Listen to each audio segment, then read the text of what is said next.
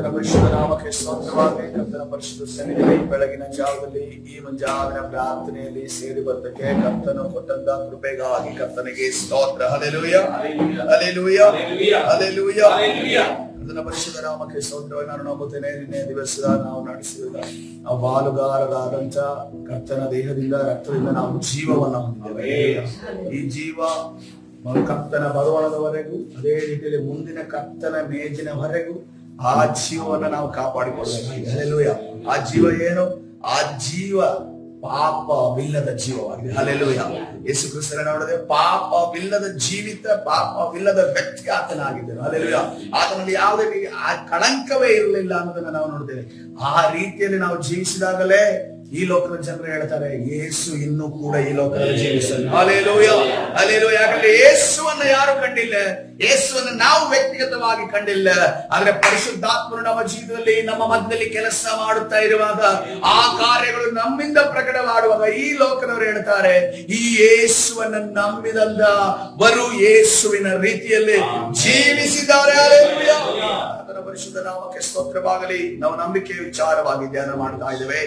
ಮೊದಲನೇದಾಗಿ ನಾವು ಧ್ಯಾನ ಮಾಡಿದಂತ ನಂಬಿಕೆ ಯಾವುದಾಗಿದೆ? ಅಲ್ಪ, ಚಿಕ್ಕ ನಂಬಿಕೆ. ಎರಡನೇದಾಗಿ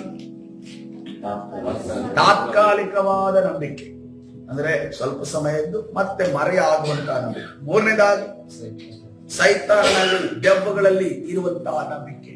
ಇವತ್ತಿನ ದಿವಸ ನಾವು ಇನ್ನೊಂದು ರೀತಿಯ ನಂಬಿಕೆಯನ್ನು ಧ್ಯಾನ ಮಾಡ್ಲಿಕ್ಕೆ ಹೋಗ್ತಾ ಇದ್ದೇವೆ, ಸತ್ತಂತ ನಂಬಿಕೆ. ಆ ನಂಬಿಕೆ ಕೂಡ ಒಂದು ಹೆಸರಿದೆ, ಸತ್ತಂತಹ ನಂಬಿಕೆ. ಯಾಕೋಬ ಪತ್ರಿಕೆ 2:17 ವಚನವನ್ನು ನೋಡುವಾಗ,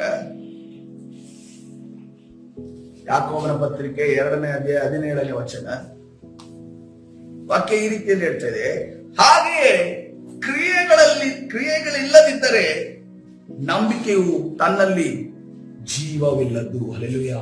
ಜೀವವಿಲ್ಲದ್ದು ಅಂದ್ರೆ ಏನರ್ಥ? ಸತ್ತೋಗಿದೆ. ಹಲ್ಲೆಲೂಯಾ.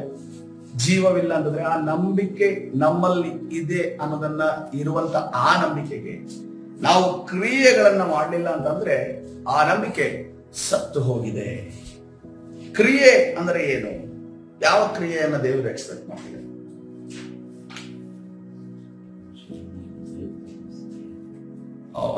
ಸ್ಟಾರ್ಟಿಂಗ್ ಅಲ್ಲಿ ನಮ್ಮ ಮನಸ್ಸಿಗೆ ಬಂದೋಗದೆ ದಾನ ಧರ್ಮ ಅಂತ ಅನ್ಕೊಂಡು ಬರುತ್ತೆ. ಎರಡನೇದಾಗಿ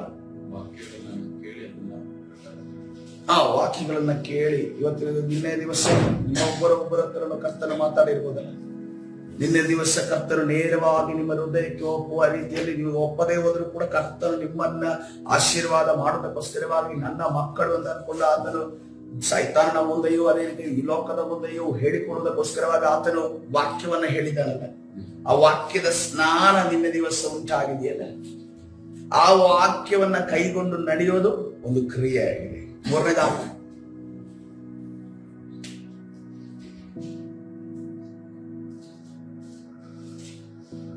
ನಿನ್ನೆ ದಿವಸ ಕ್ಷಮೆಯ ವಿಚಾರವಾಗಿ ಕೇಳಿದ್ವಿ. ಕ್ಷಮಿಸೋದು ಒಂದು ಕ್ರಿಯೆ ಆಗಿದೆ.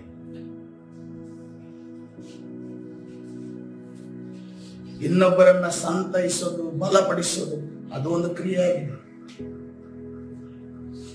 ನಮ್ಮಲ್ಲಿ ಸಮಾಧಾನ ಇರೋದಿಲ್ಲ, ಆದ್ರೂ ಕೂಡ ಇನ್ನೊಬ್ಬರ ಕಷ್ಟದಲ್ಲಿ ಬರುವಾಗ ಅವರನ್ನ ಸಂತೈಸೋದು, ಅವರನ್ನ ಬಲಪಡಿಸೋದು ಅದೊಂದು ಕ್ರಿಯೆ. ಯಾಕಂದ್ರೆ ನಾವು ಸಂತೋಷವಾಗಿ ಸಮಾಧಾನ ಇರುವಾಗ ಇನ್ನೊಬ್ಬರಿಗೆ ನಾವು ಸಂತಾನವನ್ನು ಹೇಳ್ತೇವೆ, ಸಂತೈಸುವಿಕೆಯನ್ನು ಕೊಡ್ತೇವೆ. ಆದ್ರೆ ಕ್ರಿಸ್ತ ಜೀವಿತ, ನಿಜವಾದ ಕ್ರಿಸ್ತ ಜೀವಿತ ಏನಂತಂದ್ರೆ, ತಾನು ಶಿಲುಬೆಯ ದಾರಿಯಲ್ಲಿ ಯೇಸು ಕ್ರಿಸ್ತನು ಹೋಗುತ್ತಿದ್ದರೂ ಕೂಡ ಶಿಲುಬೆಯ ಕಷ್ಟಗಳನ್ನ, ಸ್ವಲ್ಪ ಪ್ರಮಾಣದ ಕಷ್ಟಗಳನ್ನ ಅನುಭವಿಸಿರುವ ಶಿಷ್ಯರಿಗೆ ಆತನು ಸಂತೈಸುತ್ತಾ ಬಲಪಡಿಸುತ್ತಾ ನಡೆಸಿದನು. ಅದು ಕ್ರಿಸ್ತನ ಜೀವಿತ ಆಗಿದೆ. ಹಲ್ಲೆಲೂಯಾ.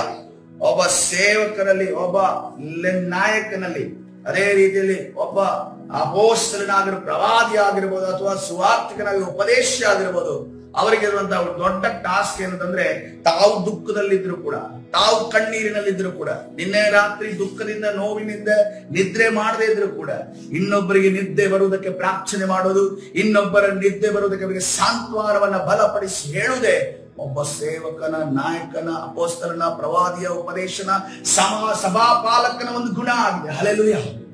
ಅದೇ ನಮ್ಮ ಕೆಲಸ ಆಗಿದೆ. ಅದೇ ಒಂದು ಒಳ್ಳೆ ಕ್ರೈಸ್ತತ್ವದ ಕ್ರಿಸ್ತನನ್ನ ಹಿಂಬಾಲಿಸುವ ವ್ಯಕ್ತಿಯ ಕೆಲಸವಾಗಿದೆ. ಹಲ್ಲೆಲೂಯಾ. ಕರ್ತನ ಪರಿಶುದ್ಧ ನಾಮಕ್ಕೆ ಸ್ತೋತ್ರವಾಗಲಿ. ಪ್ರಾರ್ಥನೆ ಮಾಡೋದೊಂದು ಕ್ರಿಯೆಯಾಗಿದೆ, ಉಪವಾಸ ಮಾಡೋದೊಂದು ಕ್ರಿಯೆಯಾಗಿದೆ. ಇನ್ನೇನು ಕ್ರಿಯೆ ಇದೆ? ಸುವಾರ್ತೆ ಸಾರೋದು ಕ್ರಿಯೆಯಾಗಿದೆ. It's very important. ಸುವಾರ್ತೆ ಸಾರೋದೊಂದು ಕ್ರಿಯೆಯಾಗಿದೆ. ನಮಗೆ ನಂಬಿಕೆ ಆ ವಾಕ್ಯದಲ್ಲಿ ನಾನು ರಕ್ಷಣೆ ಹೊಂದಿದ್ದೀನಿ, ನನಗೆ ಆಶೀರ್ವಾದ ಆಗಿದೆ ಅಂತ ನಂಬಿಕೆ ಇರಲಿ, ನಾವು ಇನ್ನೊಬ್ಬರಿಗೆ ಏನ್ ಮಾಡ್ತೀವಿ? ಸುವಾರ್ತೆಯನ್ನು ಸಾರ್ತೀವಿ. ಆದರೆ ಅನೇಕ ಬಾವಿಗಳು ನೀರು ಉಕ್ಕದಿರುವಂತಹ ಬಾವಿಗಳಾಗಿದ್ದಾವೆ. ಅನೇಕ ಬಾವಿಗಳು ನೀರು ಉಕ್ಕದೇ ಇರುವಂತಹ ಬಾವಿಗಳನ್ನ ಏನಂತಾರೆ? ಏನಂತಾರೆ? ಒಣ ಬಾವಿಗಳು. ಹೆಸರು ಹೇಳ್ತಾರೆ, ಆಳ್ಬಾವಿ. ಆಳ್ಬಾವಿ ಅದು ಕರೆಕ್ಟ್ ಹೆಸರು ನೋಡಿ, ಆಳ್ಬಾವಿ. ಅದು ಅಂತ ಹೆಸರುಗಳಿವೆ. ಈ ದಿನಮಾನಗಳಲ್ಲಿ ಆಳ್ಬಾವಿಗಳು ತುಂಬಾ ಆಗಿವೆ. ಅದ್ರಲ್ಲಿ ನೀರು ಹೋಗ್ತಾ ಇಲ್ಲ, ನೀರು ಕೆಳಗಡೆ ಹೋಗ್ತಾ ಇದೆ. ಆಳ್ಬಾವಿಯಲ್ಲಿ ನೀರು ಹೋಗ್ತಾ ಇಲ್ಲ, ಇನ್ನೊಂದರಿಗೆ ನೀರು ಕೊಡ್ತಾ ಇಲ್ಲ ಅಂತಂದಾಗ ನೀರು ಹೆಚ್ಚಾಗುತ್ತಾ ಕಡಿಮೆ ಆಗುತ್ತಾ, ಅಥವಾ ಆ ನೀರು ಚೆನ್ನಾಗಿರುತ್ತೆ? ಆ ನೀರು ಒಂದು ದಿವಸ ಖಾಲಿ ಆಗೋಗುತ್ತೆ. ಆ ನೀರು ಖಾಲಿ ಆಗುವಂತ ಸಮಯದಲ್ಲಿ ಅದರಲ್ಲಿ ಕಶ್ಮಲಗಳು ಸೇರ್ತವೆ, ಹುಳಗಳು ಸೇರ್ತವೆ, ಸೊಳ್ಳೆ ಸೇರುತ್ತೆ.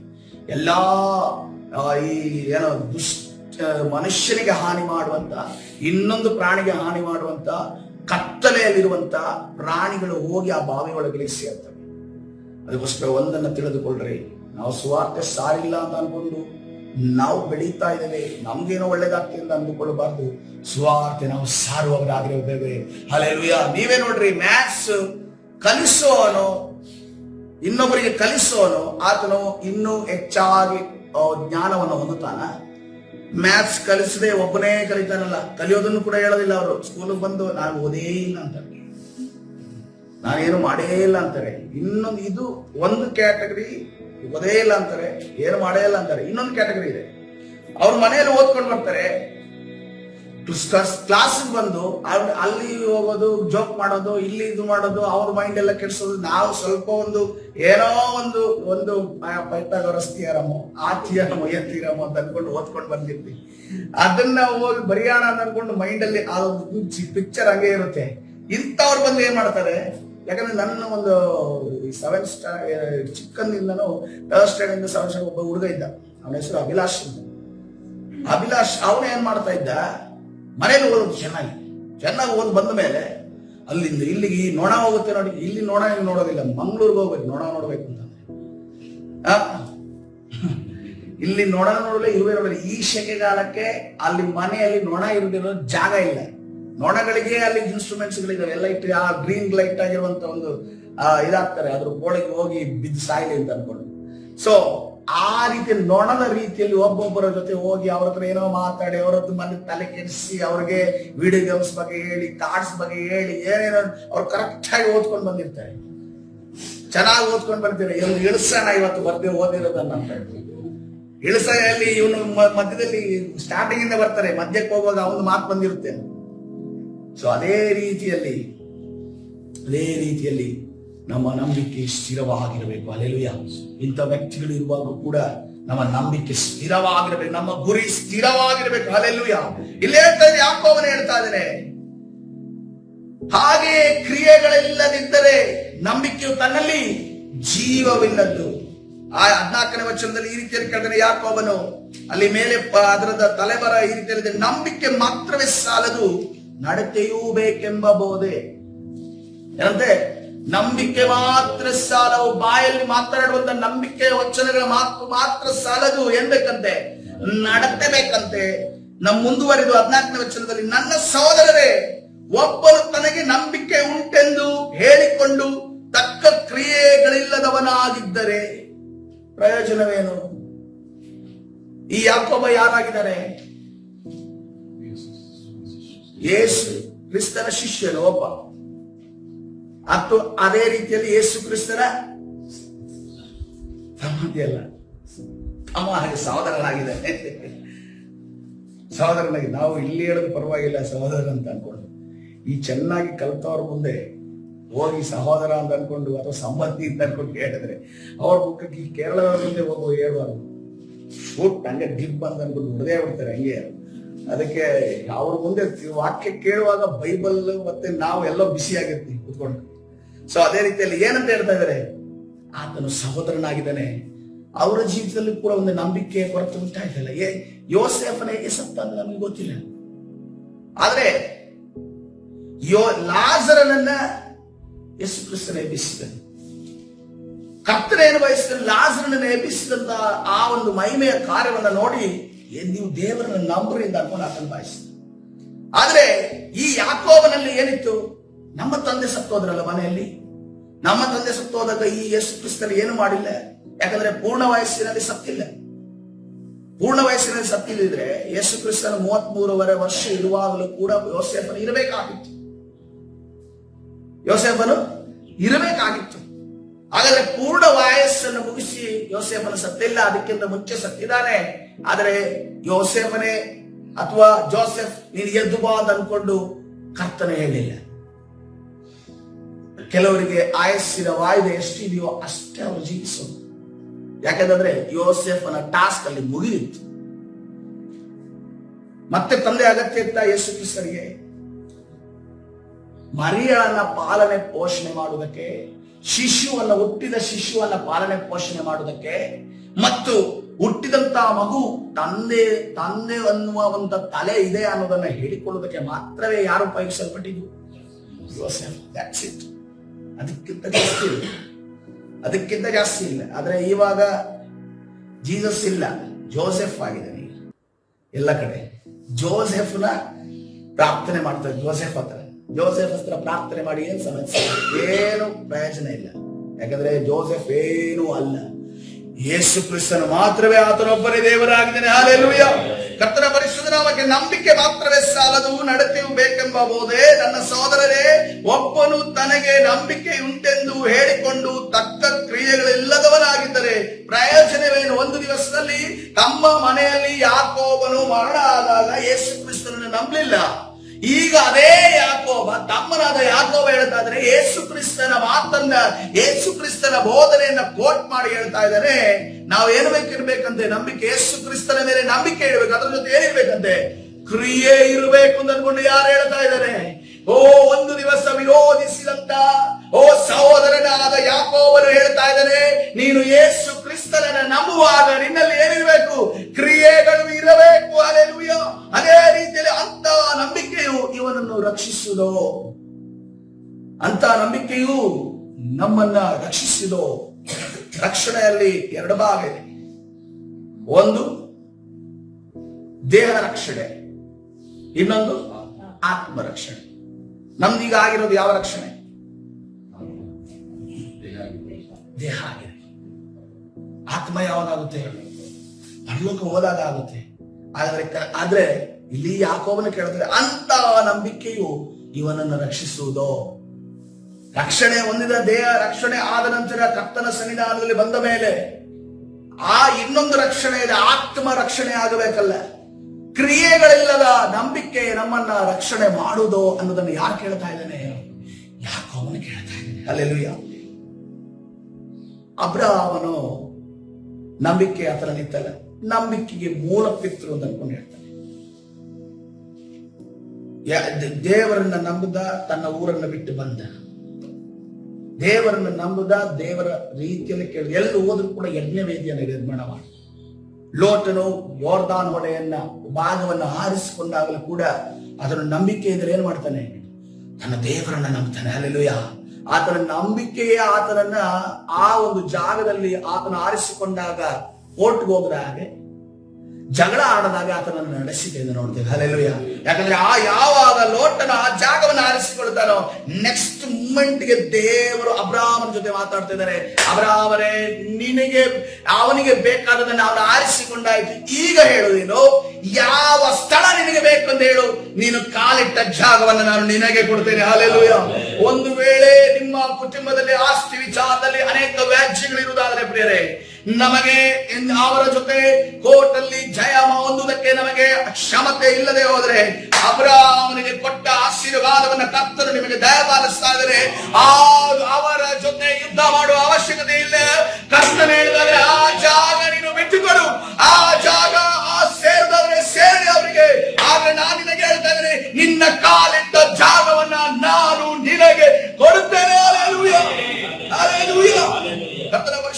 ನಾಮಕ್ಕೆ ಸ್ತೋತ್ರವಾಗಲಿ. ನೋಡ್ರಿ, ಕೆಲವು ಜಾಗಗಳ ಸಂಪಾದನೆ ಇದೆಯಲ್ಲ, ಕೆಲವು ಜಾಗಗಳ ಸಂಪಾದನೆ ಅದು ಶಾಪವಾಗಿದ್ರೆ ನೀತಿವಂತರ ಕೈ ಅದು ಸೇರೋದಿಲ್ಲ.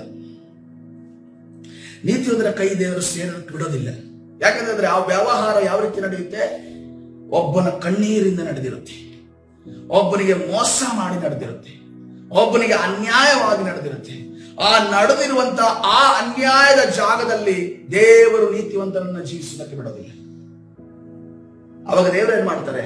ಅದು ಹೋದ್ರೆ ಹೋಗ್ಲಿ, ನನ್ನ ಮಗನಿಗೆ ನಾನು, ನನ್ನ ಮಗಳಿಗೆ ನಾನು, ಅವರಿಗೆ ತಕ್ಕದಾದ ಒಂದು ನ್ಯಾಯಯುತವಾದ ಒಂದು ಲ್ಯಾಂಡ್ ಅನ್ನ, ಒಂದು ಸ್ವಾಸ್ಥ್ಯವನ್ನ ನಾನು ಕೊಡುತ್ತೇನೆ ಎಂದು ಅನ್ಕೊಂಡು ಕರ್ತನು ಬಯಸುವಾದನಾಗಿದ್ದೇನೆ. ಪ್ರಿಯರೇ, ಹಲ್ಲೆಲೂಯಾ. ನಿಮ್ಮ ತಂದೆ ಎಂತ ಆಸ್ತಿವಂತ ಅಂತಂದ್ರೆ ಅದನ್ನು ನಮಗೆ ಕೊಟ್ಟಿರುವಂತ ಆಸ್ತಿ ಯಾವುದು ಗೊತ್ತೇ? ಇಡೀ ಭೂಮಿ. ಹಲ್ಲೆಲೂಯಾ. ಎಲ್ಲಿ ಹೋದ್ರೂ ಕೂಡ ಕಾಲಿಟ್ಟ ಜಾಗವನ್ನ ಕೊಡ್ತೇನೆ. ಅಬ್ರಹಾಮನ ಆಶೀರ್ವಾದವನ್ನ ನಮಗೆ ಕೊಡಲು ದೇವರು ಶಕ್ತರಾಗಿದ್ದಾನೆ. ಹಲ್ಲೆಲೂಯಾ. ಈ ನಂಬಿಕೆಯಿಂದ ಗಟ್ಟಿಯಾಗಿದಂತ ಅಬ್ರಹಾಮ, ದೇವರಿಗೆ ಗೊತ್ತಿತ್ತು, ಆತನ ಹೃದಯದಲ್ಲಿ ನಂಬಿಕೆ ಇತ್ತು. ಆದರೆ ಅದರಲ್ಲಿ ಒಂದು ಕ್ರಿಯೆ ಈಗ ಬರಬೇಕು. ಆ ಕ್ರಿಯೆ ಏನು? ದೇವರು ಕೊಟ್ಟಂತ ಕ್ರಿಯೆ ಯಾವುದು?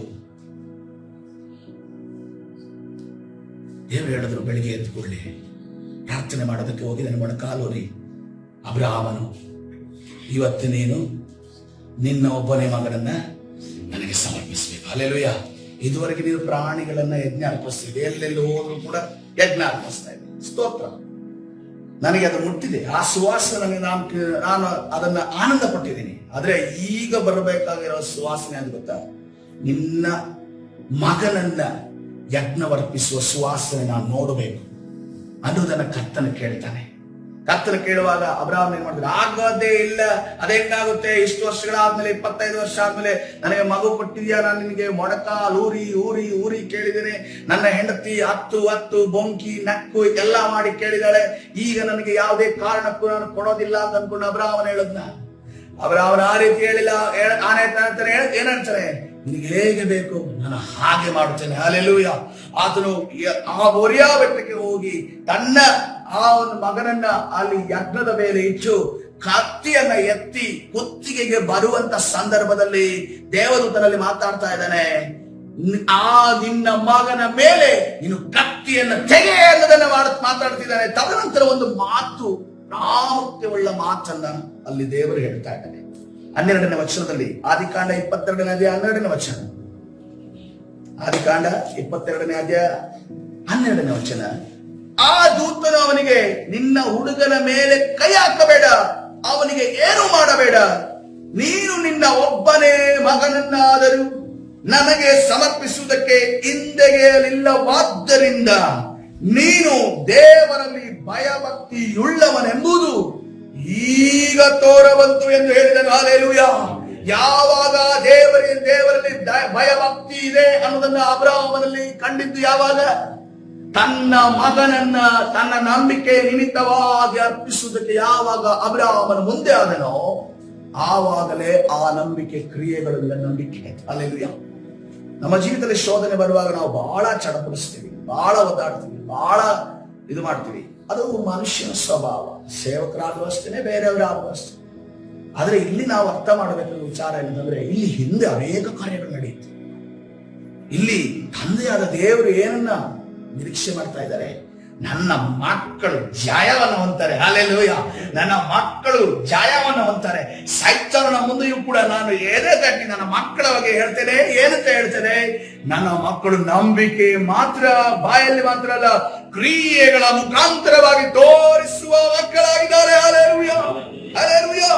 ಕರ್ತನ ಪರಿಶುದ್ಧ ನಾಮಕ್ಕೆ ಸ್ತೋತ್ರವಾಗಲಿ. ಯಾಕೋಬ 2ನೇ ಅಧ್ಯಾಯ 26ನೇ ವಚನ ಮುಂದೆ ಆತನು ಇನ್ನೂ ಹೇಳ್ತಾ ಇದ್ದಾನೆ, ಆತ್ಮವಿಲ್ಲದ ದೇಹವು ಸತ್ತದ್ದಾಗಿರುವ ಪ್ರಕಾರವೇ ಕ್ರಿಯೆಗಳಿಲ್ಲದ ನಂಬಿಕೆಯೂ. ಆತ್ಮವಿಲ್ಲದಿದ್ರೆ ಏನಂತಾರೆ? ದೇಹ ಸತ್ತಗೆ. ಕ್ರಿಯೆಗಳಿಲ್ಲದ ನಂಬಿಕೆಯು ಸತ್ತತೆ. ಮಾರ್ಚರಿಗೆ ಹೋದಾಗ ಆತ್ಮ ಇಲ್ಲ, ಸತ್ತತೆ. ಆದ್ರೆ ಈ ಜೀವಂತ ಓಡಾಡುವಂತ ಆತ್ಮ ಇಲ್ಲದ ಕೆಲವು ಮನುಷ್ಯರಿದ್ದಾರೆ. ಅವರಿಂದ ಬಹಳ ಡೇಂಜರಸ್. ಅದು ಅವರಿಂದ ಭಯಂಕರ ದೂರವೇ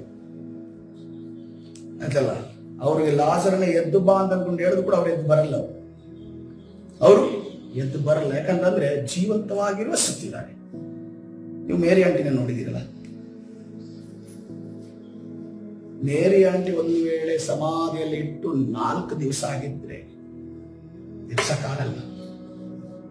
ಯೇಸು ಕ್ರಿಸ್ತನು ಎಬ್ಸಕ್ಕಾಗಲ್ಲ. ಯಾಕೆಂತಂದ್ರೆ ಈಗಲೇ ಕೊಡ್ತಾ ನಡೆದಾಡುವ ಶವದ ರೀತಿ ನಡೀತಾ ಇದ್ದಾರೆ. ರಕ್ಷಣೆಯ ಪಾತ್ರೆ ಒಳಗಡೆ ಕೈ ಹಾಕ್ತಾ ಇದ್ದಾರೆ, ಕೃಪೆಯ ಪಾತ್ರೆ ಒಳಗಡೆ ಕೈ ಹಾಕ್ತಾ ಇದ್ದಾರೆ, ದಯೆಯ ಪಾತ್ರೆ ಒಳಗಡೆ ಕೈ ಹಾಕ್ತಾ ಇದ್ದಾರೆ, ಪಾತ್ರೆ ಬದಿಯಲ್ಲೇ ಕೂತಿದ್ದಾರೆ. ಆದರೂ ಕೂಡ ವಾಕ್ಯ ಒಳಗಡೆ ಹೋಗ್ತಾ ಇಲ್ಲ. ಸಾಯೋ ಒಟ್ಟಿಗೆ ಹೋಗಿದ್ರು ಒಂದು 15 ದಿವಸಕ್ಕಿಂತ ಮುಂಚೆ. ನಾನು ಕೂಡ ಈ ರಕ್ಷಣೆ, ಈ ಕಷ್ಟ ಬಂದಾಗ, ನೋವು ಬಂದಾಗ, ಬಾಧೆ ಬಂದಾಗ, ಅನಾರೋಗ್ಯ ಬಂದಾಗ ಮನುಷ್ಯ ಬದಲಾವಣೆ ಆಗ್ತಾನೆ. ಮನುಷ್ಯನಿಗೆ ದೇವರು ನೆನಪಾಗುತ್ತೆ. ಎಂತೆಂತ ರಾಜರೇ, ನೆಬೂಕದ್ನೆಚ್ಚರನೇ ಅವನ ಅಂತ ಒಂದು ಐಶ್ವರ್ಯವಂತನಾದ್ರೂ ಕೂಡ ದೇವರನ್ನ ನೆನೆಸಿಕೊಂಡ. ಎಂತೆಂತ ರಾಜರು ನೆನೆಸ್ಕೊಳ್ಳಿ. ಆದ್ರೆ ಇವರಲ್ಲಿ ಒಂದು ಮಾನಸಾಂತರ, ಒಂದು ಬದಲಾವಣೆ. ಇನ್ನು ಆಯ್ತು, ನನ್ನ ಆಯಸ್ಸು ಮುಗೀತು, ನಾನು ಜೀವನ ಮಾಡಿದ್ರೆ ಕ್ರಿಸ್ತನಲ್ಲಿ ಜೀವಿಸ್ತಾನೆ ಅನ್ನುವಂತ ಒಂದು ಕ್ಯಾರೆಕ್ಟರೇ ಇಲ್ಲ. ನಮಗೆ ಜೀವಂತ ಒಂದು ಬ್ಯಾಡ್ ಎಕ್ಸಾಂಪಲ್ ಅವರು ನಮ್ಮ ಮುಂದೆ ಇದೆ. ಆದ್ರೂ ಕೂಡ ನಾವ್ ಯಾಕೆ ಗೊತ್ತಾ, ಅವರನ್ನ ಏನು ಅನ್ನದೆ, ಏನು ಮಾಡದೆ, ಏನೋ ಒಂದು ಇದ್ದಿರುವಂತ ಏನ್ ನಮ್ಮಲ್ಲಿ ಇದೆಯೋ ಅದನ್ನು ಕೊಟ್ಟು ಇದು ಮಾಡ್ತೀವಿ ದೇವರ ಕಣ್ಣ ಮುಂದೆ ಅಷ್ಟೇ. ಹಲ್ಲೆಲೂಯಾ. ಯಾಕಂದ್ರೆ ಒಬ್ಬ ಅನಾಥರನ್ನ, ಒಬ್ಬ ದರಿದ್ರರನ್ನ ನಾವು ಯಾವಾಗ, ಅವ್ರಿಗೆ ದರಿದ್ರರಲ್ಲ, ಅವ್ರಿಗೆ ಎರಡು ಪೆನ್ಷನ್ ಬರುತ್ತೆ. ಅವ್ರಿಗೆ ಸಾಯ ತನಕ ಪೆನ್ಷನ್ ಬರುತ್ತೆ. ಒಂದು ಸೈಟ್ ಮನೆ ಇದೆ, ಚಿನ್ನ ಇದೆ ಅಂತ ಅನ್ಕೊಂಡು ಹೇಳ್ತಾರೆ, ಯಾರ್ದು ಅಂತ ಗೊತ್ತಿಲ್ಲ. ಸೊ ಅದಕ್ಕೋಸ್ಕರವಾಗಿ ಅವರನ್ನ ನಾವು ಮಾನಿಸ್ತಾ ಇದ್ದೇವೆ ಅಷ್ಟೇ. ಆದ್ರೆ ಒಂದು ಎಕ್ಸಾಂಪಲ್ ಏನು ಗೊತ್ತಾ, ದೇವರ ವಾಕ್ಯವನ್ನ ರಿಸೀವ್ ಮಾಡಿದ ಒಳಗಡೆ ಹೋಗದೇ ಇರುವಂತ ಮನುಷ್ಯರಿಗೆ ಒಂದು ಎಕ್ಸಾಂಪಲ್ ಅವರಾಗಿದ್ದಾರೆ. ಅದಕ್ಕೋಸ್ಕರ ಬಹಳ ಎಚ್ಚರದಿಂದ ನಾವಿರಬೇಕು. ಅವರ ಬಾಯಿಂದ ಬರುವಂತ ಮಾತು, ಕ್ರಿಯೆಗಳನ್ನ ಬಹಳ ನಾವು ಎಚ್ಚರದಿಂದ ಅವಲೋಕಿಸಿ ತೆಗೆದುಕೊಳ್ಳಬೇಕು. ಅದಕ್ಕೆ ನೋಡ್ರಿ, ಈಗ ಒಂದು ಮ್ಯಾಟರ್ ಏನಂತಂದ್ರೆ, ಕ್ರಿಯೆಗಳಿರುವಂತ ನಂಬಿಕೆ ಜೀವ ಉಳ್ಳದ್ದು. ಕ್ರಿಯೆ ನಾವು ಮಾಡಬೇಕು. ಹಾಗಾದ್ರೆ ಕ್ರಿಯೆ ಮಾತ್ರ ಮಾಡಿದ್ರೆ ನಂಬಿಕೆ, ಕ್ರಿಯೆ ಮಾತ್ರ ಮಾಡಿದ್ರೆ ನಂಬಿಕೆ. ಈ ಕೆಲವರು ಜಾಸ್ತಿ ದಾನ ಧರ್ಮ ಮಾಡ್ತಾರೆ, ಒಳ್ಳೆ ನಡತೆ ತೋರಿಸ್ತಾರೆ. ನಾನು ಕೆಲವು ಜನರನ್ನು ನೋಡಿದ್ದೇನೆ. ಒಬ್ರು ಇದ್ದಾರೆ ಇಲ್ಲಿ, ಅವರು ಒಳ್ಳೆ ಪೊಸಿಷನ್, ಯಾವುದೋ ಒಂದು ಪೊಸಿಷನ್ ಇದ್ದಾರೆ. ಅವ್ರ ಮನೆಗೆ ಹೋದ್ರೆ ಇದೆಯಲ್ಲ, ವಿಶ್ವಾಸಿ ಮನೆಗೆ ಹೋಗೋದಕ್ಕಿಂತ ಹೆಚ್ಚಿನದಾದ ಪ್ರೀತಿಯನ್ನು ತೋರಿಸ್ತಾರೆ. ಹೆಂಗ ಮಾತಾಡ್ತಾರೆ ಅಂತಂದ್ರೆ, ಎಷ್ಟು ಪ್ರೀತಿ ಇದೆ ಅಂತಂದ್ರೆ ನಮ್ಗೆ ಏನನ್ಸುತ್ತೆ ಅಂತಂದ್ರೆ, ನಮ್ಮಲ್ಲಿ ಪ್ರೀತಿ ಇದೆಯಾ ಇಲ್ವಲ್ಲ ಅಂತ ಅನ್ಸುತ್ತೆ. ಅಷ್ಟು ಪ್ರೀತಿಯಾಗಿ ಮಾತಾಡ್ತಾರೆ, ಅಷ್ಟು ಅತಿಸ್ಕಾರ ಮಾಡ್ತಾರೆ, ಅಷ್ಟು ರೀತಿಯಲ್ಲಿ. ಅಂದ್ರೆ ನಮ್ಗೆ ಮೊದಲನೇ ಬಾರಿ ಹೋದಂಗ ಅನ್ಸೋದಿಲ್ಲ. ಎಷ್ಟೋ ವರ್ಷಗಳ ಜೊತೆ ಇವರಿಗೆ ಸಂಬಂಧ, ನೆಂಟು ಇದೆ ಅನ್ನುವ ರೀತಿಯಲ್ಲಿ ಅನ್ಸುತ್ತೆ. ಆ ರೀತಿಯಲ್ಲಿ ಒಳ್ಳೆಯವರಾಗಿ ಬಿಹೇವ್ ಮಾಡ್ತಾರೆ. ಈ ರೀತಿಯ ಕ್ರಿಯೆಗಳು ಅವರಲ್ಲಿ ಇದೆ. ಕ್ರಿಸ್ತನಲ್ಲಿ ನಂಬಿಕೆ ಇಲ್ಲ. ಹಾಗಾದ್ರೆ ಈ ನಂಬಿಕೆ ಎಂತದ್ದು?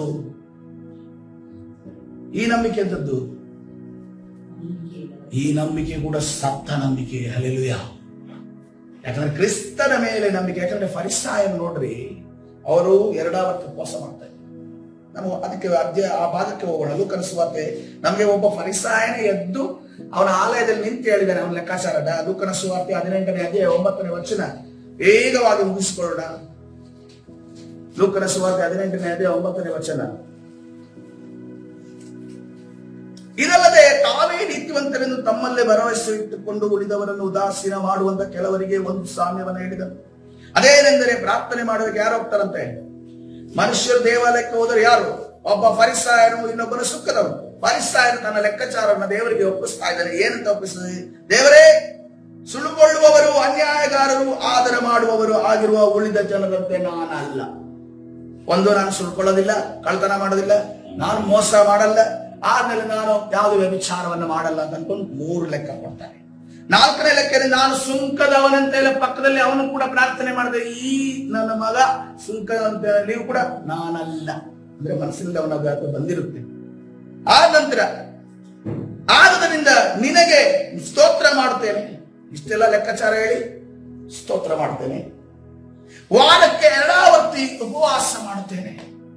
ನಾನು ಸಂಪಾದಿಸುವ ಎಲ್ಲದರಲ್ಲಿಯೂ 10ರಲ್ಲಿ 1 ಪಾಲು ಕೊಡುತ್ತೇನೆ. ದಶಮ ಭಾಗ ಕೊಡ್ತಾ ಇದ್ದಾನೆ.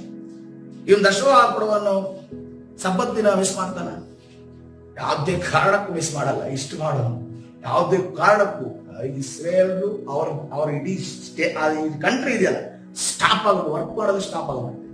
ಸಬ್ಬತ್ ದಿನ ಹೋಗ್ತಾರೆ, ಇಷ್ಟೆಲ್ಲ ಮಾಡಿ ಆತನ ಏನಂತ ಅನ್ಕೊಂಡಿದ್ದಾನೆ ಅವನು? ನೀತಿವಂತನ. ಆ ನೀತಿ ಎಲ್ಲಿಂದ ಬರ್ತಾ ಇದೆ? ಅವನು ಎಲ್ಲಿಂದ ಬರುತ್ತೆ ಅಂತ ಅನ್ಕೊಂಡಿದ್ದಾನೆ? ಒಳ್ಳೆ ಕ್ರಿಯೆಗಳಿಂದ ನೀನು ನೀತಿ ಬರ್ತಾ ಇದೆ ಅಂತ ಅನ್ಕೊಂಡಿದ್ದಾನೆ. ಆದ್ರೆ ಸುಂಕದವನು ಏನ್ ಮಾಡ್ತಾ ಇದ್ದಾನೆ? ಆದರೆ ಸುಂಕದವನ ದೂರದಲ್ಲಿ ನಿಂತು ಆಕಾಶದ ಕಡೆಗೆ ಕಣ್ಣೆತ್ತಿ ನೋಡುವುದಕ್ಕೆ ಮನಸ್ಸಿಲ್ಲದೆ ಎದೆಯನ್ನು ಬಡ್ಕೊಳ್ಳುತ್ತಾ, ದೇವರೇ, ಪಾಪಿಯಾದ ನನ್ನನ್ನು ಕರುಣಿಸು. ಹಲ್ಲೆಲೂಯಾ. ಆತನು ಒಪ್ಪಿಕೊಳ್ತಾ ಇದ್ದಾನೆ, ಪಾಪಿ ನಾನು, ಅನೇಕ ಜನರ ಕಣ್ಣೀರಿಗೆ ಕಾರಣಕರ್ತ, ಅನೇಕ ಜನರತ್ತ ಹೆಚ್ಚಾಗಿ ಸುಂಕವನ್ನ ಕಲೆಕ್ಟ್ ಮಾಡಿ, ಟ್ಯಾಕ್ಸ್ ಅನ್ನ ಕಲೆಕ್ಟ್ ಮಾಡಿ, ಹಣವನ್ನ ಕಿತ್ತು ಅವರ ತಿಂಗಳಾನುಗಟ್ಟಲೆ ಕಣ್ಣೀರಿನಲ್ಲಿ ಮುಳುಗುವಂತೆ, ಹೊಟ್ಟೆಗೆ ಹಸಿವಾಗಿ ನೀರಿಲ್ಲದೆ ಅನೇಕ ಕುಟುಂಬಗಳು ಬಡತನಕ್ಕೆ ಹೋಗುವುದಕ್ಕೆ ಕಾರಣಕರ್ತ ನಾನು. ಅದಕ್ಕೋಸ್ಕರ ನನ್ನನ್ನು ಕ್ಷಮಿಸು ಅಂದ್ಕೊಂಡು ಇಲ್ಲಿ ಸುಂಕದವನು ಹೇಳ್ತಾನೆ. ಇಲ್ಲಿ ಪರಿಸಾಯನಿದ್ದಾನೆ, ಸುಂಕದವನಿದ್ದಾನೆ. ಇವನೇನು ಅಂದುಕೊಳ್ತಾ ಇದ್ದಾನೆ? ನಾನೆಲ್ಲ ಈಗೆಲ್ಲ ಹೇಳಿದೆ, ನಾನು ನೀತಿವಂತನಾಗಿದ್ದೇನೆ ಅಂತ ಹೇಳಿದ್ದೇನೆ. ಈತನು ಸುಂಕದವನು ಏನಂತಾನೆ? ನಾನೊಬ್ಬ ಪಾಪಿ ತಂದ್ಕೊಂಡು ಹೋಗ್ತಾನೆ. ಆದ್ರೆ ಯಾರು ನೀತಿವಂತನಾಗಿ ಮನೆಗೆ ಹೋದ? ಸುಂಕದವನು ಹೋದ. ನೀತಿವಂತನಾಗಿ ಹೋಗಬೇಕಾಗಿದ್ದು ಯಾರು? ರಿಪೋರ್ಟ್ ಪ್ರಕಾರ ಒಂದ್ ವೇಳೆ ಮನುಷ್ಯರೇ ಅಲ್ಲಿ ಕೂತಿದ್ರೆ ಇಷ್ಟೆಲ್ಲ ರಿಪೋರ್ಟ್ ಕೊಡುವಾಗ, ಹೋಗ್ಕಣ, ನೀನೇ ನೀತಿವಂತ, ನಿನಗಿಂತ ನೀತಿವಂತ ಇನ್ನೊಬ್ಬ ಇಲ್ಲ ಅಂತ ಅನ್ಕೊಂಡು ಆತನ ಕ್ರಿಯೆಗಳನ್ನ ನೋಡಿ ಕಳಿಸಿದವರು ಮನುಷ್ಯ. ಆದ್ರೆ ನಮ್ಮ ದೇವರು ಹೃದಯವನ್ನು ಶೋಧಿಸುವ ದೇವರಾಗಿದ್ದಾನೆ. ಹಲ್ಲೆಲೂಯಾ. ಆತನ ಹೇಳ್ತಾನೆ, ಯಾರು ನೀತಿವಂತನಾಗಿ ಹೋದ? ಸುಂಕದವನು ನೀತಿವಂತನಾಗೋದು. ಯಾಕಂದ್ರೆ ಕ್ರಿಯೆಗಳಿಂದ ನೀತಿವಂತರಾಗೋದಿಲ್ಲ. ಆ ನೀತಿವಂತಿಕೆ ಎಲ್ಲಿಂದ ಬಂತು? ಅಥವಾ ಎಲ್ಲಿಂದ ನೀತಿವಂತಿಕೆ ಬರುತ್ತೆ? ನಂಬಿಕೆ ಮುಖಾಂತರವಾಗಿ ನೀತಿವಂತಿಕೆ ಬರುತ್ತೆ. ಆದರೆ ನಂಬಿಕೆ ಆತನಲ್ಲಿದ್ದ, ನಂಬಿಕೆ ಇರಲಿಲ್ಲ. ಯಾರಲ್ಲಿ ನಂಬಿಕೆ ಇತ್ತು? ಸುಂಕದವನಲ್ಲಿ ಏನಂತ ನಂಬಿಕೆ ಇದೆ? ನಾನೇ ಇಷ್ಟೆಲ್ಲ ಪಾಪ ಮಾಡಿದ್ದೇನೆ, ನಾನೊಬ್ಬ ಪಾಪಿ ಆಗಿದ್ದೇನೆ, ನನ್ನ ದೇವರು ನನ್ನನ್ನು ಕ್ಷಮಿಸುತ್ತಾನೆ ಎಂದು ಒಂದು ನಂಬಿಕೆ ನೋಡಿ ಆತನನ್ನ ನೀತಿವಂತನಾಗಿ ಆತನನ್ನ ಕಳುಹಿಸಿದ್ದಾರೆ. ಕರ್ತನ ಪರಿಶುದ್ಧ ನಾಮಕ್ಕೆ ಸ್ತೋತ್ರವಾಗಲಿ. ನಾವು ಕ್ರಿಯೆಗಳನ್ನು, ನಂಬಿಕೆ ಇರಬೇಕು, ಅದರ ಜೊತೆ ಕ್ರಿಯೆ ಇರಬೇಕು. ಕ್ರಿಯೆಗಳನ್ನ ಮಾತ್ರ ಮಾಡಿ ನಂಬಿಕೆ ಇಲ್ಲ ಅಂತಂದ್ರೆ ಆ ನಂಬಿಕೆ ಕೂಡ ಸತ್ತು ಹೋಗುತ್ತೆ. ಕ್ರಿಯೆಗಳಲ್ಲಿನ ನಂಬಿಕೆ ಅದು ಸತ್ತು ಹೋದದ್ದು. ನಂಬಿಕೆ ಇದೆ, ಕ್ರಿಯೆಗಳಿಲ್ಲ, ಸತ್ತು ಹೋದದ್ದು. ಕ್ರಿಯೆಗಳೇ ಮಾಡ್ತಾ ಇದ್ದಾರೆ, ನಂಬಿಕೆ ಇಲ್ಲ, ಆ ನಂಬಿಕೆ ಕೂಡ ಸತ್ತು ಹೋದ ನಂಬಿಕೆ. ಕರ್ತನ ಪರಿಶುದ್ಧ ನಾಮಕ್ಕೆ ಸ್ತೋತ್ರವಾಗಿ. ಇವತ್ತಿನ ದಿವಸ ನಂಬಿಕೆ ಸತ್ತು ಹೋದಂತ ನಂಬಿಕೆ ಏನು ಅಂತ ಅನ್ಕೊಂಡು ತಿಳಿಯುತ್ತೆ. ಅದಕ್ಕೋಸ್ಕರವಾಗಿ ನಮ್ಮ ಕ್ರಿಯೆಯ ಜೊತೆ ನಂಬಿಕೆ ಸೇರ್ಲಿಲ್ಲ ಅಂತಂದ್ರೆ, ಅಥವಾ ನಂಬಿಕೆ ಜೊತೆ ಕ್ರಿಯೆ ಸೇರ್ಲಿಲ್ಲ ಅಂತಂದ್ರೆ, ಆ ನಂಬಿಕೆ ನಮ್ಮಲ್ಲಿರುವುದಾದ್ರೆ ಅದು ಸತ್ತಂದ ನಂಬಿಕೆ. ಆ ನಂಬಿಕೆಗೆ ಜೀವ ಇಲ್ಲ. ಆ ನಂಬಿಕೆಯನ್ನು ಕಾರ್ಯವನ್ನು ಮಾಡಲು ಸಾಧ್ಯವಿಲ್ಲ. ನೋಡಿ, ಅನೇಕ ಬಾರಿ ನಾವು ಹಳ್ಳಿಗೆಲ್ಲ ಪ್ರಾರ್ಥನೆಗೆ ಹೋಗ್ತೀವಿ. ಪ್ರಾರ್ಥನೆಗೆ ಹೋಗುವಾಗ ಎಲ್ಲ ಮುಗಿಸಿ ಬರುವಂತ ಸಮಯದಲ್ಲಿ ಅವರು ನಮಗೆ ತುಂಬಾ ರೆಸ್ಪೆಕ್ಟ್ ಕೊಡ್ತಾರೆ. ದೇವರಿಗೆ ಸ್ತೋತ್ರ. ಅದಕ್ಕೆ ಅವರು ದೇವರ ರೀತಿಯಲ್ಲಿ ನಮ್ಮನ್ನು ಕಾಣ್ತಾರೆ. ಆದ್ರೆ ಅದಕ್ಕೆ ಆ ರೆಸ್ಪೆಕ್ಟ್ಗೆ, ಹಾನರ್ಗೆ ನಾವು ಯೋಗ್ಯರಲ್ಲ. ನಾವು ನಮ್ಮ ಹೃದಯ ಅದನ್ನು ತಿರಸ್ಕಾರ ಮಾಡಿ, ಯಾಕೆ ತಿರಸ್ಕಾರ ಮಾಡುತ್ತೆ ಅಂತಂದ್ರೆ, ಯಾಕೆ ಅದನ್ನು ಸ್ಟಾಪ್ ಮಾಡ್ತಂದ್ರೆ ನಾವು ಯೋಗ್ಯರಲ್ವಲ್ಲ. ಯೋಹಾನನು ದೇವದೂತನಿಗೆ ಕಾಲಿಗೆ ಅಡ್ಡ ಬೀಳ್ತಾನೆ. ಅಡ್ಡ ಬೀಳುವಂತ ಸಂದರ್ಭದಲ್ಲಿ ಯೋಹಾನನು ಹೇಳ್ತಾನೆ, ನನಗೆ ನೀನು ನಮಸ್ಕರಿಸಬೇಡ, ಕರ್ತನನ್ನ ಮಾತ್ರವೇ ನಮಸ್ಕರಿಸಬೇಕು. ಹಲ್ಲೆಲೂಯಾ. ಈ ಪಾಪಿಯಾದ ಮನುಷ್ಯನನ್ನ ಕರ್ತನು ಉಪಯೋಗಿಸ್ತಿರುವುದು ಕೃಪೆ ಅಲ್ಲೋ ಪ್ರಿಯರೇ. ಹಲ್ಲೆಲೂಯಾ. ನಮ್ಮಲ್ಲಿ ಏನು ಉಂಟು ಅಂತ ಅನ್ಕೊಂಡು ನಮಸ್ಕಾರ ಹೊಡೆಯಬೇಕು. ನಮಗೆ ಏನು ಉಂಟು ಅಂತ ಅನ್ಕೊಂಡು ಆ ಕಾಲಿಗೆ ಅಡ್ಡ ಬೀಳಬೇಕು. ನಮಗೆ ಕಾಲಿಗೆ ಅಡ್ಡ ಬೀಳುವ ಅವಶ್ಯಕತೆ ಇಲ್ಲ. ನಾವು ಕರ್ತನು ಏನು ಓದಿಸ್ತಾ ಇದ್ದಾರೆ ಅದು ನಮ್ಮ ಮುಖಾಂತರ, ಬಾಯಿಯ ಮುಖಾಂತರ ಬರ್ತದೆ, ಅದನ್ನು ನಡೆದರೆ ಸಾಕು. ಹಲ್ಲೆಲೂಯಾ. ಆದ್ರೆ ಅನೇಕ ಬಾರಿ ಅನೇಕ ಕ್ರಿಯೆಗಳನ್ನ ನಾವು ಬರುವಂತ ಸಂದರ್ಭದಲ್ಲಿ ಅದು ಕೊಡ್ತಾರೆ, ಇದು ಕೊಡ್ತಾರೆ, ಇದು ಕೊಡ್ತಾರೆ, ಅದು ಕೊಡ್ತಾರೆ. ನಮಗೆ ಎಷ್ಟು ಒಳ್ಳೆಯವರು ಅಂತ ಅನ್ಕೊಂಡು ಅನ್ಸುತ್ತೆ. ಆದ್ರೆ ತದನಂತರ ಆಗುತ್ತೆ ಅವರಲ್ಲಿ ಕ್ರಿಯೆ ಮಾತ್ರ ಇರೋದು. ಅವ್ರು ಯಾಕೆ ಅದು ಮಾಡ್ತಾರೆ ಅಂದ್ರೆ, ಒಂದ್ಸರಿ ಪಾಸ್ಟ್ ಎಲ್ಲಿದ್ದು ಹೋಗ್ಲಿ, ಆದ್ಮೇಲೆ ನಾವು ಪ್ರೋಗ್ರಾಮ್ ಸ್ಟಾರ್ಟ್ ಮಾಡೋಣ ಅಂತ ಅನ್ಕೊಂಡು. ಯಾಕಂತಂದ್ರೆ ಪಾಸ್ಟ್ ಇದ್ದು ಬಿಟ್ರೆ ಏನ್ ಮಾಡೋಕ್ಕಾಗಲ್ಲ. ಅದಕ್ಕೋಸ್ಕರವಾಗಿ ಏನ್ ಮಾಡ್ತಾರೆ, ಪಾಸ್ಟ್ ಒಂದ್ಸರಿ ಹೋಗ್ಬಿಡ್ಲಿ, ಪಾಸ್ಟ್ ಒಂದ್ಸರಿ ಹೋಗ್ಬಿಟ್ರೆ ನಮ್ದು ಪ್ರೋಗ್ರಾಮ್ ಸ್ಟಾರ್ಟ್ ಮಾಡ್ಬೋದು ಅಂತ ಅನ್ಕೊಂಡು. ಕೆಲವರಿಗೆ ನಮ್ಗೆ ಗೊತ್ತಿಲ್ಲ ಅಂತ ಅನ್ಕೊಂಡಿದ್ದೆ. ಪಾಪ ಏನ್ ಮಾಡೋದಾಗ ನಾವು ಹೇಳೋದಕ್ಕೂ ಹೋಗೋದಿಲ್ಲ, ಪಾಪ ನೋಯಿಸೋದು ಬೇಡ ಅಂತ ಅನ್ಕೊಂಡು. ಆದ್ರೆ ಅದನ್ನ ತಿಳಿದ್ರೆ ಬಹಳ ಒಳ್ಳೇದು. ಹಲ್ಲೆಲೂಯಾ. ಯಾಕಂದ್ರೆ ನಿಮ್ ಪಾಸ್ಟು ದೇವರ ಜ್ಞಾನದಿಂದ ನಡೆಸ್ತಾ ಇದ್ದಾನೆ. ಹಲ್ಲೆಲೂಯಾ. ನಿಮ್ ಪಾಸ್ಟು ನಡೆಸಿರೋದು ಯಾವುದೋ ಇಲ್ಲಿರುವಂತ ಗುರು ಆಗಲಿ ಯಾವ ಸಂಸ್ಥೆ ಆಗಲಿ ನಡೆಸ್ತಾ ಇಲ್ಲ, ನಿಮ್ಮ ಪಾಸ್ಟರ್ ನಡೆಸುವುದು ಕ್ರಿಸ್ತನಾಗಿದ್ದಾನೆ. ಹಲ್ಲೆಲೂಯಾ. ದೇವ ಜ್ಞಾನ ಉಳ್ಳವರಾಗಿ ಕರ್ತನು ಆ ಒಂದು ಜವಾಬ್ದಾರಿಯನ್ನು ಕೊಟ್ಟು ನಡೆಸ್ತಾ ಇದ್ದಾನೆ. ಹಲ್ಲೆಲೂಯಾ. ಅದಕ್ಕೋಸ್ಕರವಾಗಿ ಕ್ರಿಯೆಗಳನ್ನ ತೋರಿಸಿದ ಕೂಡಲೇ ಇವರಿಗೆ ದೊಡ್ಡ ನಂಬಿಕೆ ಇದೆ ಅನ್ನೋದನ್ನ ನಾವು ಯಾವುದೇ ರೀತಿಯಲ್ಲಿ ಜಡ್ಜ್ಮೆಂಟ್ಗೆ ಬರ್ಕೊಡುದು. ಯಾಕೆಂತಂದ್ರೆ ಕ್ರಿಯೆಗಳಿಲ್ಲದ ನಂಬಿಕೆ ಸತ್ತದ್ದು. ಅದೇ ರೀತಿಯಲ್ಲಿ ಕ್ರಿಯೆಗಳಿಲ್ಲದ ನಂಬಿಕೆ ಸತ್ತದ್ದು ಮತ್ತು ಕ್ರಿಯೆಗಳನ್ನ ಮಾತ್ರವೇ ಮಾಡಿ ಅದರಲ್ಲಿ ನಂಬಿಕೆ ಇಲ್ಲ ಅಂದ್ರೂ ಕೂಡ ಸತ್ತ ನಂಬಿಕೆ ಆಗಿದೆ. ಇವತ್ತಿನ ದಿವಸ ಯಾವ ನಂಬಿಕೆ ನಮ್ದಾಗಿದೆ? ಯಾವ ನಂಬಿಕೆ ನಮ್ದಾಗಿದೆ? ಸತ್ತ ನಂಬಿಕೆ ಆದ್ರೂ ಮಾತ್ರ ಅದು ನಮ್ದು ಆಗಬಾರ್ದು. ನಮ್ಮ ನಂಬಿಕೆ ಕ್ರಿಯೆಗಳಿರಬೇಕು. ಕ್ರಿಯೆಗಳು ಮಾಡ್ತಾ ಇದ್ರೆ ದೇವರಿಗೆ ಸ್ತೋತ್ರ, ಯಾವುದೇ ಕಾರಣ ನಿಲ್ಲಿಸ್ಬೇಡ್ರಿ, ಅದನ್ನ ಮಾಡ್ರಿ, ಅದನ್ನ ಯಾವುದೇ ಕಾರಣ ನಿಲ್ಲಿಸ್ಬೇಡ್ರಿ. ಅದರ ಜೊತೆ ನಂಬಿಕೆಯನ್ನ ಸೇರಿಸ್ರಿ ಅಂತ ಅನ್ಕೊಂಡು ನಾನು ಹೇಳ್ತಾ ಇದ್ದೀನಿ. ಹಲ್ಲೆಲೂಯಾ. ಕರ್ತನ ಸನ್ನಿಧಿಯಲ್ಲಿ ಪ್ರಾರ್ಥನೆ ಮಾಡಿಕೊಳ್ಳೋಣ. ಪರಿಶುದ್ಧನಾದ ದೇವರ ನಾಮಕ್ಕೆ ಸ್ತೋತ್ರ. ಈ ಬೆಳಗಿನ ಜಾವದಲ್ಲಿ ಕರ್ತನೆ ರಾಜ, ನಾವು ನಂಬಿಕೆ ವಿಚಾರವಾಗಿ ಧ್ಯಾನ ಮಾಡ್ತಿದ್ದೇವಲ್ಲ ಕರ್ತನೆ, ಕ್ರಿಯೆಗಳಿಲ್ಲದ ನಂಬಿಕೆ ಸತ್ತದ್ದು. ಕರ್ತನೆ, ಕ್ರಿಯೆಗಳಿದೆ ಆದ್ರೆ ನಂಬಿಕೆ ಇಲ್ಲ, ಅದು ಕೂಡ ಸತ್ತದೇ ಆಗಿದೆ ಕರ್ತನೆ. ಅದಕ್ಕೋಸ್ಕರವಾಗಿ ಕರ್ತನೆ ಪರಿಶುದ್ಧನಾದ ದೇವರೇ, ನಮ್ಮನ್ನ ನೀನು ತಾನೇ ನಡೆಸುವುದಕ್ಕಾಗಿ ಸ್ತೋತ್ರ. ನಮಗೆ ಕರ್ತನೆ ಇವತ್ತಿನ ದಿವಸ ನಂಬಿಕೆ ವಿಚಾರವಾಗಿ ಹೊಸ ಪ್ರಕಟಣೆಯನ್ನು ಕೊಟ್ಟಿದೆಯಲ್ಲ, ಅದಕ್ಕಾಗಿ ನನಗೆ ಸ್ತೋತ್ರ. ನಮ್ಮ ಕ್ರಿಯೆಗಳ ಜೊತೆ ನಂಬಿಕೆಯನ್ನು ಸೇರಿಸುವಾಗ, ನಮ್ಮ ನಂಬಿಕೆ ಜೊತೆ ಕ್ರಿಯೆಗಳನ್ನು ಸೇರಿಸುವಾಗ ನಮಗೆ ಸಾಹಸವನ್ನ ಚಾಚು. ನಮ್ಮ ವಿಧವಾಗಿ ಕರ್ತನೆ, ನಂಬಿಕೆಯಲ್ಲಿ ಕ್ರಿಯೆಗಳನ್ನ ಸೇರಿಸದೆ, ಕ್ರಿಯೆಗಳ ಜೊತೆ ನಂಬಿಕೆಯನ್ನ ಸೇರಿಸದೆ ಸತ್ತ ನಂಬಿಕೆಯಾಗಿ ಮಾಡಿರುವಂತಹ ಎಲ್ಲ ದುಷ್ಟನ ತಂತ್ರಗಳನ್ನ ನಜರೇತಿನ ಯೇಸುವಿನ ನಾಮದಲ್ಲಿ ಬಂಧಿಸಿ ಮುರಿದಾಡ್ತಾ ಬಿಡುಗಡೆ ಉಂಟು ಮಾಡಿ ನೀನು ತಾನೇ ನಡೆಸು. ಕರ್ತನಾದ ಯೇಸು ಸ್ವಾಮಿ ಸಮಯ ಪ್ರಾರ್ಥಿಸಿ ಹೊಂದಿಕೊಳ್ಳುತ್ತೇನೆ. ಜೀವವುಳ್ಳ ತಂದೆಯೇ, ಆಮೆನ್. ಹಲ್ಲೆಲೂಯಾ.